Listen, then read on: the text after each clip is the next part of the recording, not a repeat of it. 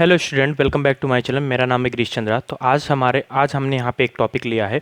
आज हमने यहाँ पे एक इंटीग्रेशन लिया है, जो इंटीग्रेशन 29 फेब जेई 2024 में जेई मेन में ये क्वेश्चन इसी ईयर पूछा गया क्वेश्चन है। क्वेश्चन बहुत ही इंटरेस्टिंग है। डिफिकल्ट नहीं कह सकते इसको, एक मॉडरेट लेवल का क्वेश्चन कह सकते हैं। इसको देख के हम ये कह सकते हैं कि थोड़ा सा इसका लेंदी प्रोसेस हो सकता है, बट इजी है। अब देखिए इसको हम कैसे, अब कभी भी हम एग्जाम में बैठेंगे, कभी भी हमें इस तरीके का क्वेश्चन फर्दर मिल जाता है, तो हम इसे कैसे इजीली तरीके से हैंडल करेंगे, उससे पे हम यहाँ पे जोर देने की कोशिश करेंगे। देखिए क्या कह रहा है आपसे, कह रहा है Y of X equal to cosec X plus sine X cosec X into sec X tan X into sine square X, और लिमिट में आपको इतनी चीज़ें दी रखी हैं। अब आपको अगर इसका इंटीग्रेशन करना है तो आपके पास ऐसा कोई तरीका ही नहीं है। सिंपली आपके पास ऐसा कोई तरीका अभी आपको समझ नहीं आ रहा है जिससे आप इसका इंटीग्रेशन कर सको। तो मैं कह रहा हूं एक काम करो, अगर आप कॉसेक और साइन है तो यहां से आप ये कह सकते हो ये 1 प्लस साइन स्क्वायर एक्स तो हो ही जाएगा, 1 प्लस साइन स्क्वायर एक्स हो जाएगा इंटू 1 अपान जो साइन आएगा इसका इंटू यहाँ पे कॉस एक्स हो जाएगा। ऊपर का किसी को कोई दिक्कत नहीं होगी। सिंपल सा नीचे देखो, कॉस एक्स को 1 अपान साइन करेंगे, उसके बाद सेक एक्स को कॉस एक्स करेंगे, कॉस अपॉन साइन करेंगे, फिर टेन एक्स। यहाँ से हमारा बन जाएगा फाइनल जो आएगा 1 plus sign to the power 4 into x हो जाएगा। बेसिकली मैं एक चीज़ बहुत ध्यान से देखो, जैसे आपको ये चीज़ें देखने को मिली हैं, जैसे आपको ये जो इस तरीके का रूप था, आपको सिंपली इस तरीके के रूप में जैसे ही आपको देखने को मिला, तो आपको ये लगने लगा कि ये क्वेश्चन इजीली सॉल्व हो सकता है। कैसे सॉल्व हो सकता है भाई? अगर हम अपने मन में लेट साइन एक्स को टी मान लें, अगर हम अपने मन में साइन एक्स को टी मान लेते हैं, साइन एक्स का हो जाएगा cos X D X equal to क्या हो जाएगा, cos X D X equal to D T हो जाएगा।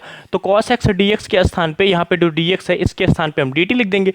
तो अब हमारा जो इंटीग्रेशन बना 1 प्लस टी स्क्वायर हो गया, 1 प्लस टी स्क्वायर, इधर तो डी टी हो ही गया, divisible by 1 plus T to the power 4 हो गया, टी टू द पावर 4 हो गया। सिंपल आपको अब इसका इंटीग्रेशन करना है, और सबको पता है इस तरीके के इंटीग्रेशन आप करते हुए आ रहे हो। इसका इंटीग्रेशन हो जाएगा 1 upon 2 tan inverse t minus 1 upon t upon divisible by √2 plus आ जाएगा यहाँ पे आपका सी। ये सबको क्लियर होगा, क्योंकि इस तरीके के इंटीग्रेशन बच्चों वाले इंटीग्रेशन होते हैं जो हमने बहुत सारे प्रैक्टिस करके की है।